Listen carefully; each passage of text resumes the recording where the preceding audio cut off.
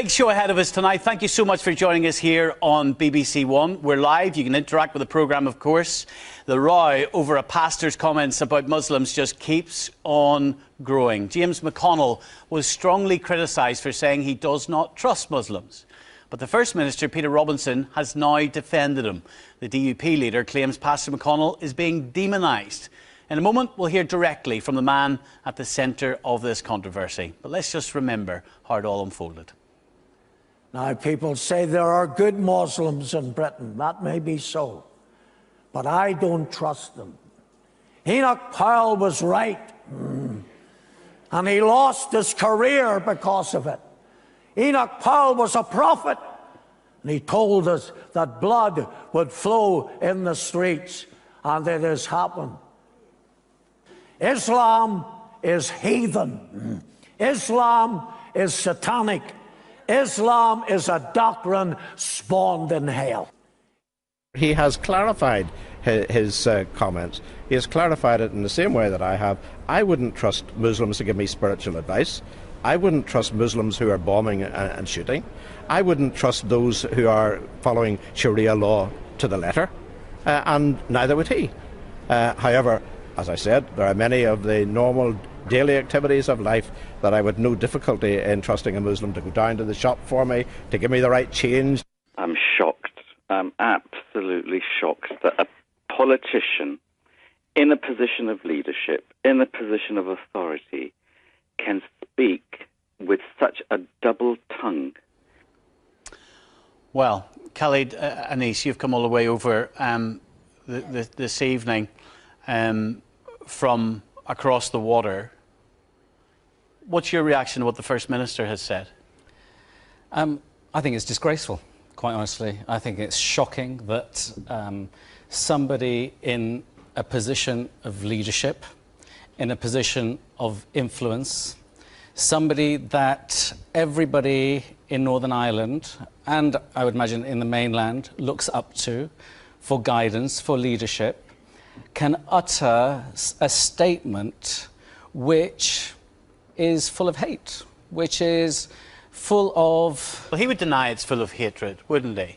He would deny that. Well, the trouble is, words of hatred... He would trust a Muslim to go to the shop for him. That's very kind of him, isn't it? You know, would he trust a Muslim to treat his family, you know, who was in trouble in the hospital? You know, but it's a two-edged sword, I'm afraid. You know, he may be trying to qualify that, you know, he's trusting certain Muslims, certain ones of us. I'm not interested in him, quite honestly. I think it's shocking, absolutely shocking. We should always remember from history that words of hatred always cause actions of hatred. And this is where this is leading. You must be touched to have the First Minister's support. I was surprised to hear Peter talk today. He didn't really need to do that, because when a man talks like that, his career is at stake. And I didn't want him to get into trouble over me.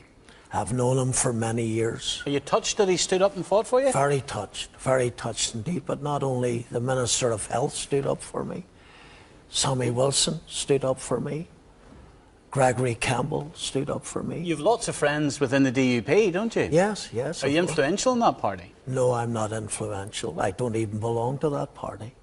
Why are they rallying to your support then? Because I think they believe in what I'm doing. They believe in my ministry.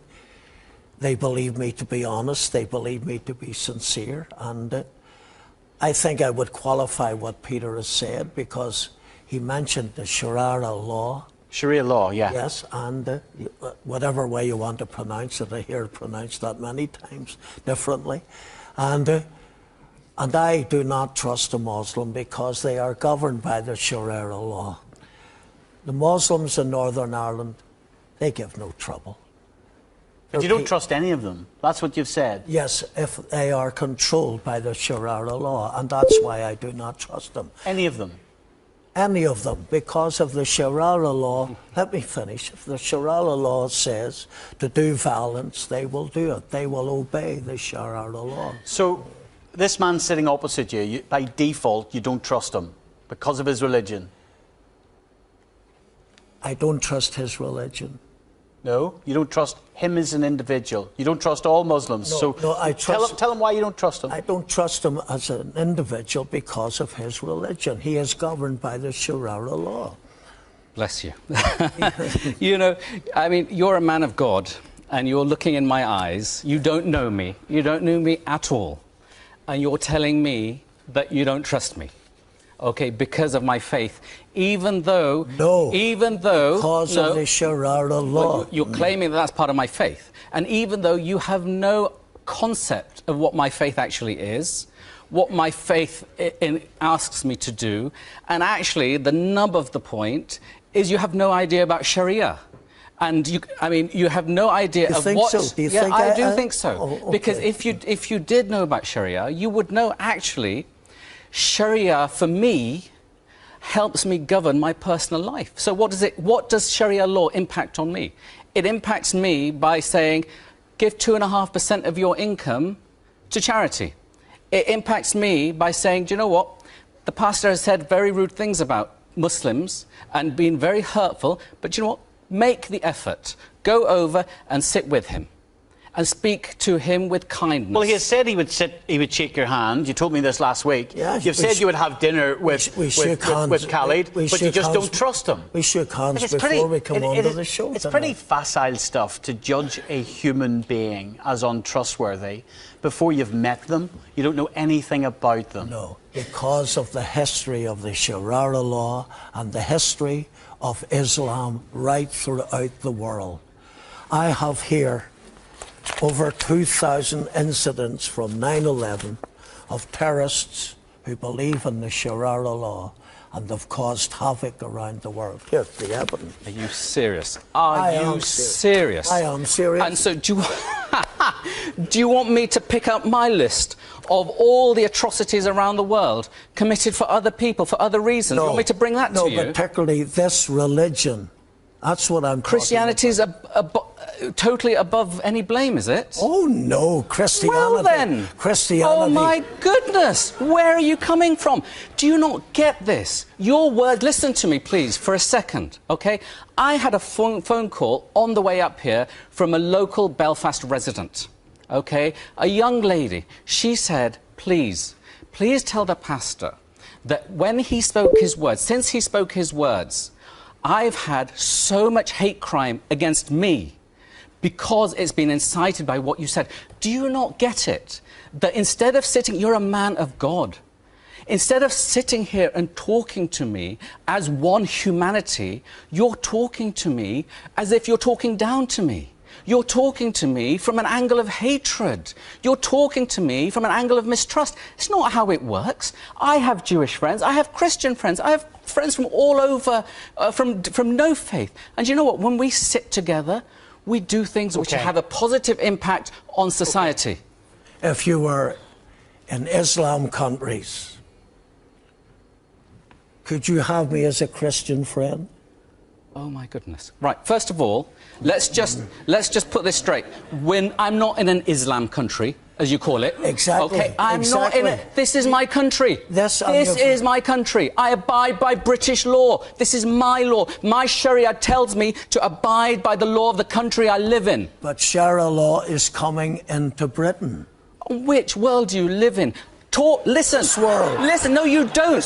You absolutely do not. I've already told you how Sharia governs my life. It governs my personal things, which have no impact on society. Please understand this.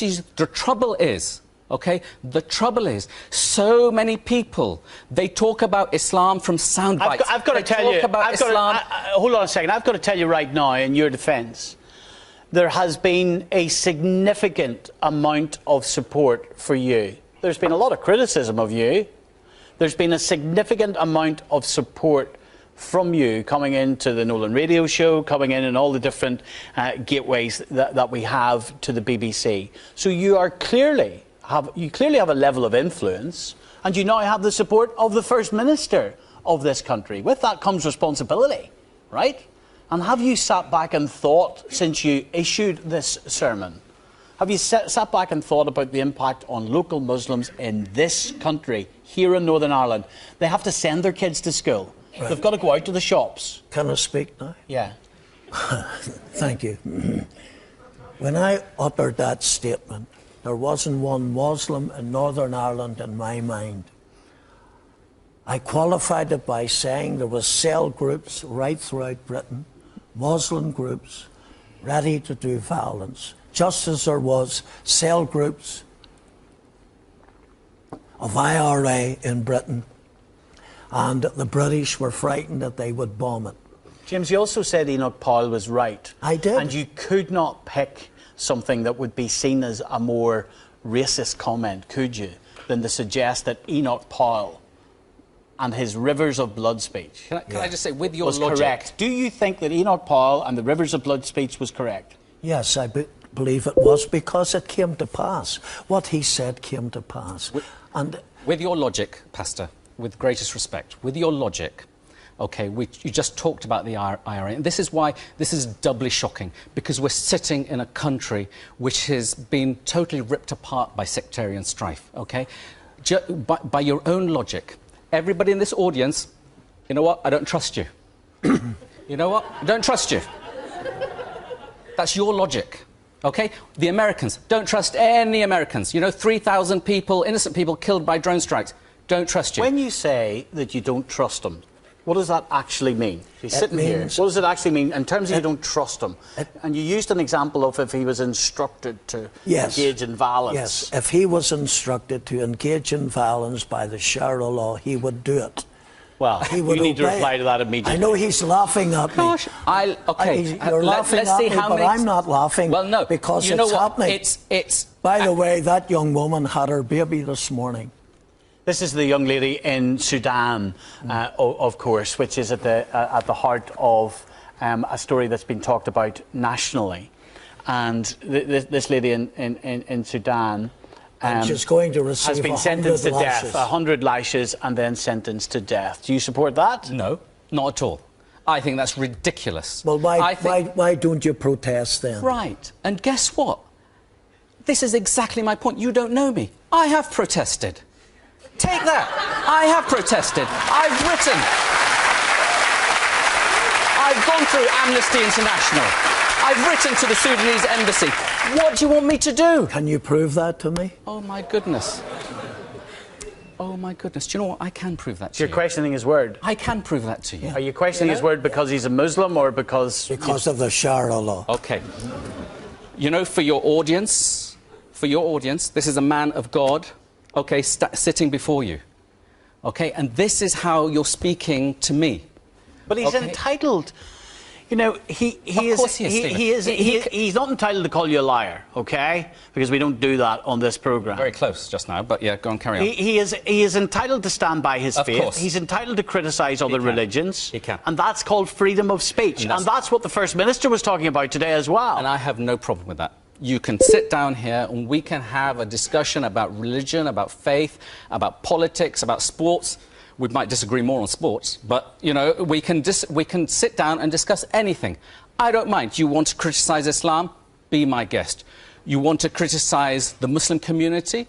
That's absolutely fine, OK? But when you generalise and when you stereotype and when your notions are based on ignorance, OK, that's problematic. Deep down, do you not regret any of the words you used? No, no.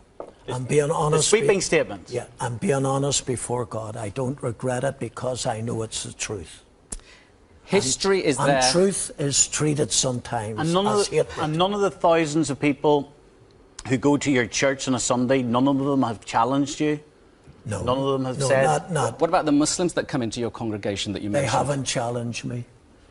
Because they know me. Do they? And they're used with me.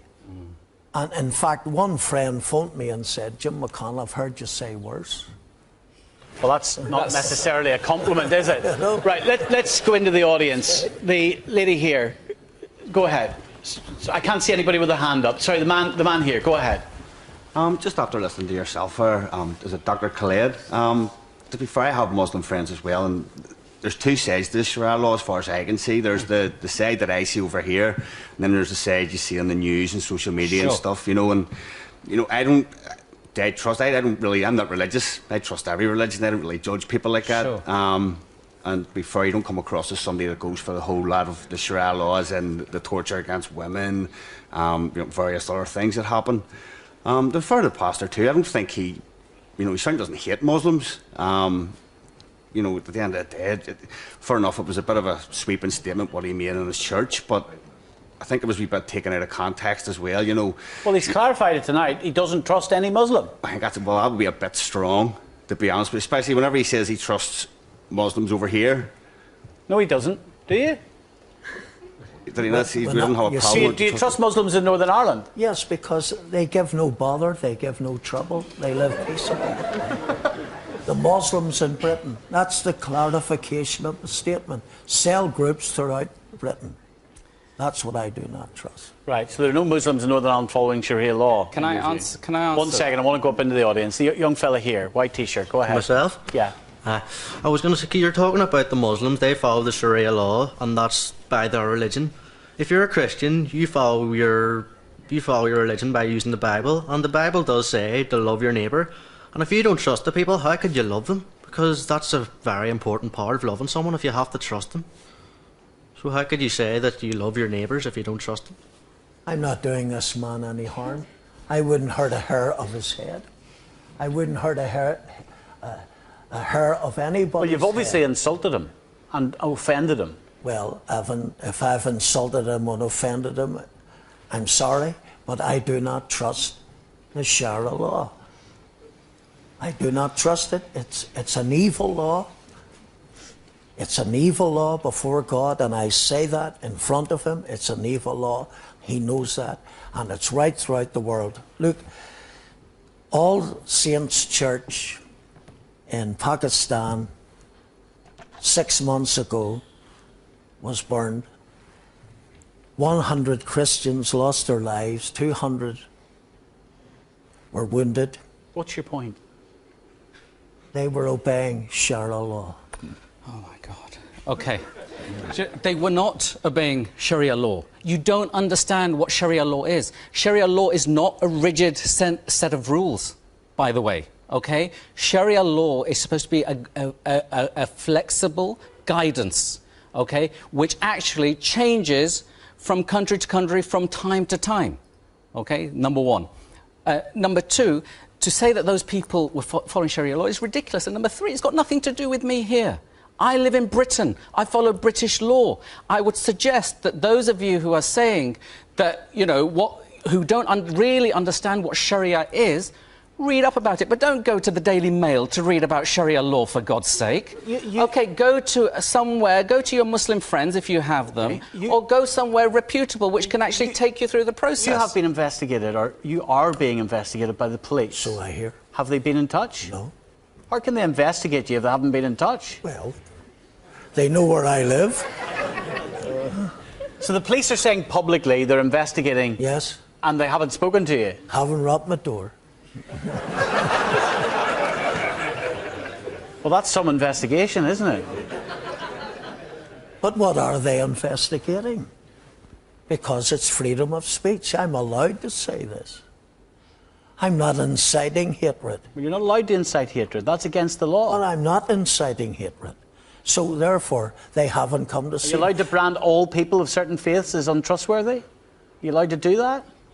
I brand them untrustworthy because of this particular law. And I know you're shaking your head. Which you know nothing about. I know. No, you don't. I know much about it. No, you don't. I know much about it. How influential do you think you are in your church over the people that come to your church? Look, I'm only a pastor. I'm only a simple pastor. I pastor... Pretty big church. Okay, I pastor 2,000 people. I preach the Pretty gospel. big building. Oh, yeah. And you've got, what, the ex-finance minister, Sammy Wilson, as you've told me. Well, he sits there, he attends. You say that you've had the health minister supporting you. You've got the first minister's support today. You're only a pastor? I've got Jesus' support. You're certain of that? Yes, I'm certain I've got Christ's support. He's supporting me, he's guarding me, and he's guiding me. As I say, I'm only a simple pastor. I pastor 2,000 people. I look after them. Here's a young lady here. Go ahead. While you might not see yourself as a person of influence, Peter Robinson most definitely is. And I definitely agree that words of hatred can turn to actions of hatred. And what do you make of what the First Minister has said? I can't believe it, because he's so influential and people definitely listen to what he has to say. But he said that he would trust Muslims to go to the shops. He said that he would trust Muslims to do everyday things. Yeah, well, that's understandable, but there's still the distrust there. So they don't fully trust Muslims, which I don't think's right to say for someone that's so influential. Do you know that, to my surprise, because our church is, recognised as a Protestant church, though we have members who are Roman Catholics and we have members who are Muslims, I have been amazed at the mail from Roman Catholics and, believe it or not, Republicans. And I hope Martin McGuinness is listening tonight. Well, he has criticised you very publicly. Very much so. And I replied to him, as you know. He criticised me, I didn't criticise him. And it's amazing that Roman Catholics and the Republicans who have encouraged me and said that what I am saying is the truth. Pastor, can I ask you, David's on the line. 1 second. Let's bring people in at home. Yeah, if you're picking up the phone, you'll see the numbers coming up on your screen. Hello, David.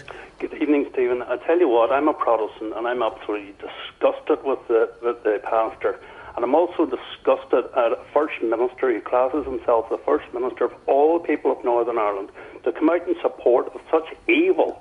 Evil. Well, we tried, just so that you know, David, we tried to get someone on from the DUP tonight. No one from the DUP wanted to come on and defend their First Minister. Well, not one of them. Now, I don't know what you read into that, but no one from the DUP would defend Peter Robinson on this programme tonight. Typical of the DUP, the Roman things get too hot for them. But the Muslim community in Northern Ireland are more than welcome here, and they do a good job. And I think it's disgraceful that people target people just because they're Muslims or whatever else. It's a disgrace. Well, they're not being targeted, are they? Well, as a pastor stands up in the Church of God, which he says he is, which I don't think he is, but he stands up and he says about Muslim people, you will get hate cases in this country who will target people for one reason or another. And I think his remarks are a disgrace. A Protestant, I wouldn't step foot in his church. What do you say to David?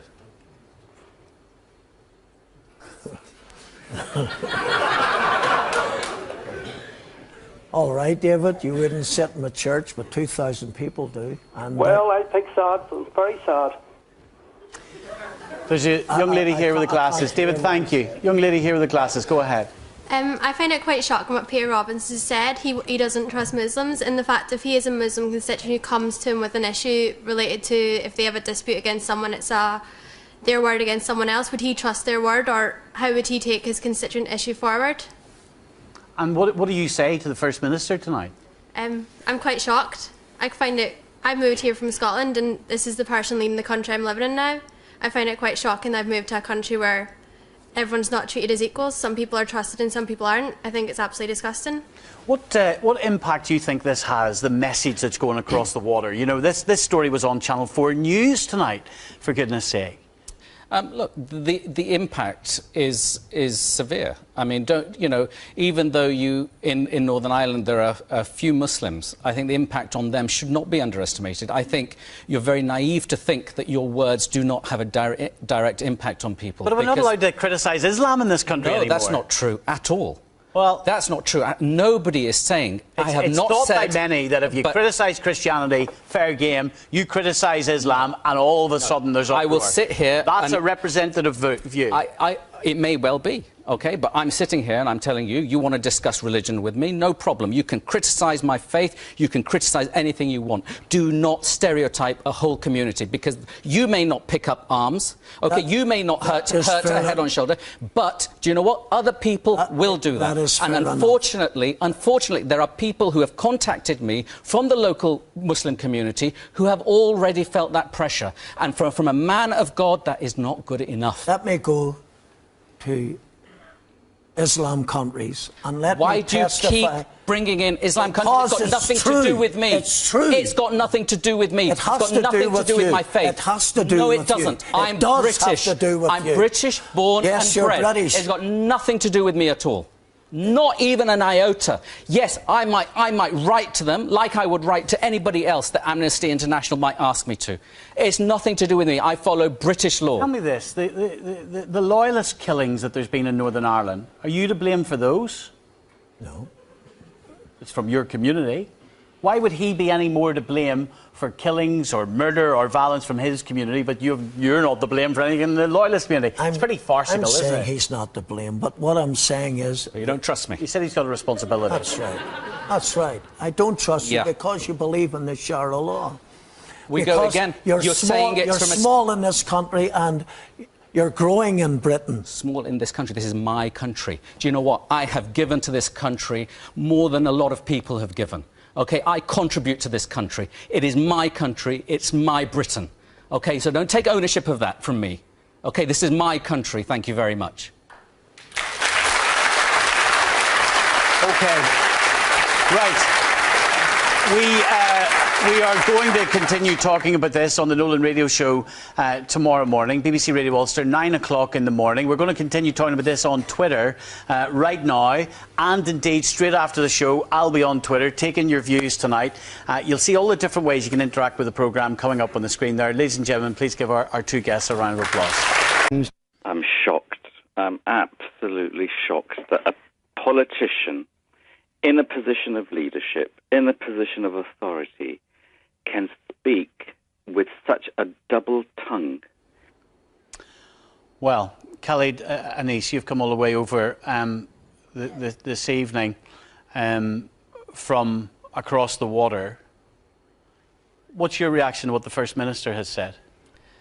I think it's disgraceful, quite honestly. I think it's shocking that somebody in a position of leadership, in a position of influence, somebody that everybody in Northern Ireland, and I would imagine in the mainland, looks up to for guidance, for leadership, can utter a statement which is full of hate, which is full of... Well, he would deny it's full of hatred, wouldn't he? He would deny that. Well, the trouble is, words of hatred... He would trust a Muslim to go to the shop for him. That's very kind of him, isn't it? You know, would he trust a Muslim to treat his family, you know, who was in trouble in the hospital? You know, but it's a two-edged sword, I'm afraid. You know, he may be trying to qualify that, you know, he's trusting certain Muslims, certain ones of us. I'm not interested in him, quite honestly. I think it's shocking, absolutely shocking. We should always remember from history that words of hatred always cause actions of hatred. And this is where this is leading. You must be touched to have the First Minister's support. I was surprised to hear Peter talk today. He didn't really need to do that, because when a man talks like that, his career is at stake. And I didn't want him to get into trouble over me. I've known him for many years. Are you touched that he stood up and fought for you? Very touched indeed. But not only the Minister of Health stood up for me, Sammy Wilson stood up for me, Gregory Campbell stood up for me. You've lots of friends within the DUP, don't you? Yes, yes. Are you influential in that party? No, I'm not influential. I don't even belong to that party. Why are they rallying to your support then? Because I think they believe in what...